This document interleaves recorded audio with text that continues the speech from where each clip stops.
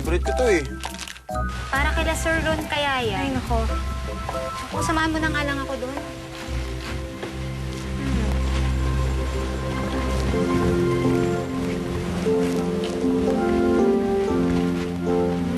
Wow! Sarap niya na. Hep, Hep. Sino nagsabi sa'yo tumikim ka? Hindi naman yan para sa'yo. Para yan kay Sir Ron. At todo asikaso ka na talaga para kay sir, ah. Siyempre, siya nagpahanda nito eh. Dapat nga kanina pa nandito yun eh. Sino kaya yun? Oh, ayan na oh. Cindy, niyaya ko nga pala yung ate mong mag-dinner. Sabi ko nga sa kanya, wala akong gana. Sabi ko naman sa kanya, gaganahan siya kumain pag matikman niya yung handa mo. Alam mo, kasi itong ate mo mukhang hindi sanay na inaalagaan siya eh. Kaya paminsan-minsan dapat iparamdam naman natin sa kanya. Ganun ba? Sige, kumain tayo.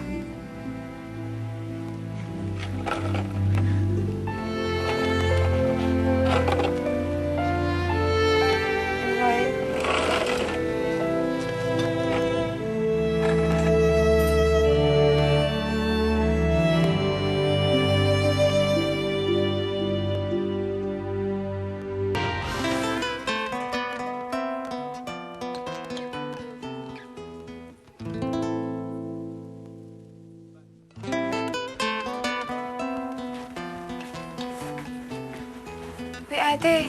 Bawal yung ginagawa mo ah. Alin? Eto? Maraming tuyong dahon sa paligid. Pag tinapon mo yan, baka magkasunog. Sino nagsabi niyan? Si Ron? Alam mo, kapag nakita ko yung bukas, kakantsawan ko siya kasi ang corny-corny ng resort niya. Okay. Mukhang malakas ka naman doon. Talaga? Alam mo, ate, mag-iingat ka doon, ha? Kasi lahat ng bagong makilala nun, pinupunterian niya talaga.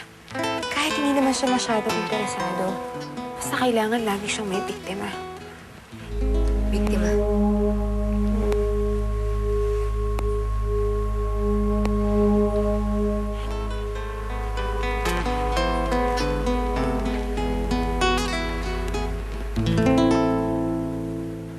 Basta linawin mo lang na ito na yung huling hulog natin sa utang ni nanay kay Mrs. Salvacion. Pagkatapos nito, wala na tayong utang sa kanya. Ate, ang laking halaga nito, ha? Naipon mo talaga to? Ginawa ko lahat para makabalik dito sa Pilipinas, dala yan.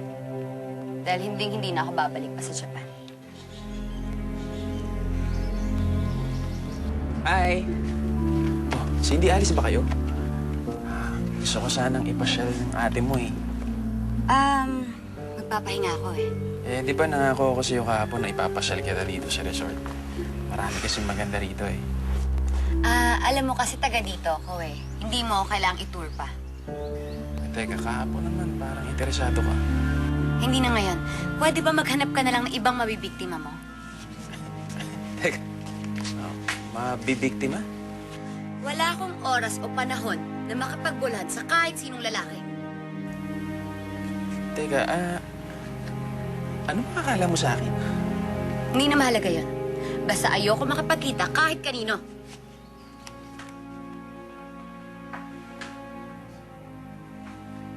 Teka lang, sir. Sasabay na ako sa'yo. Tara.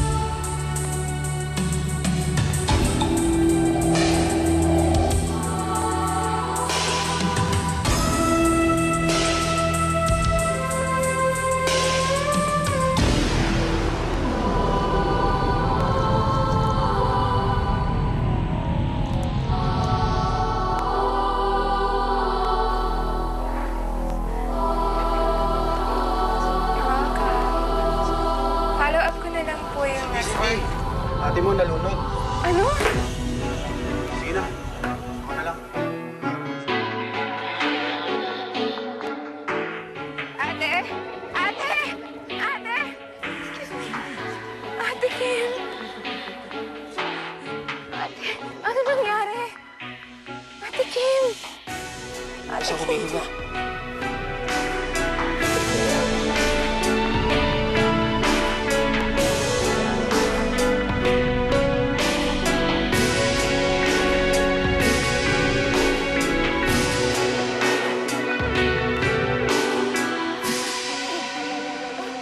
Nena! Ate Kim! Ate Kim! Ate!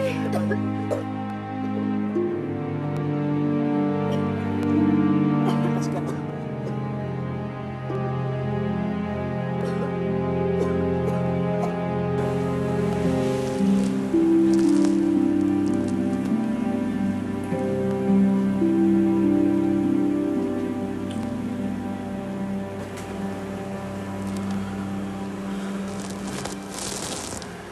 Tawagin niyo na yung doktor.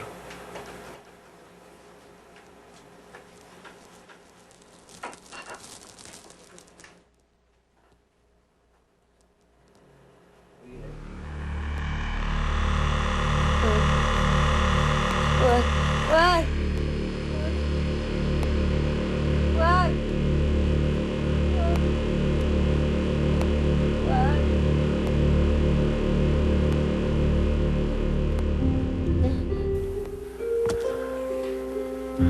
Kim, buti nagising ka na. Kumusta?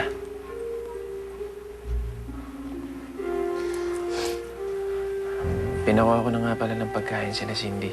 Pabalik na rin siguro sila. Hindi ako nagugutom.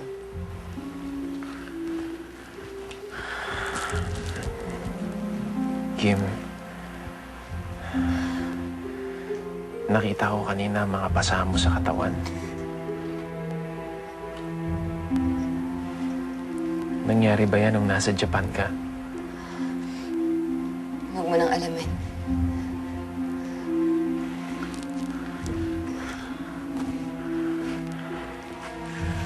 Sagutin mo, Kim. Ano ba nangyari? I can get you a lawyer. Pwede natin sampahan ng kaso kung sino man ang gumawa sa'yo nito. Pabayaan mo na lang ako. Ang pabayaan. Eh, halos mamatay ka na kanina. Eh, yun naman talaga yung gusto ko mangyari. Ang mawala na lang. Para matapos itong letseng buhay na to. Huwag mong sabihin yan. Ayoko na. Pagod na ako sa kakatakas. Pagod na ako sa kakatakbo. Bakit ba kasi sinagip mo pa ako?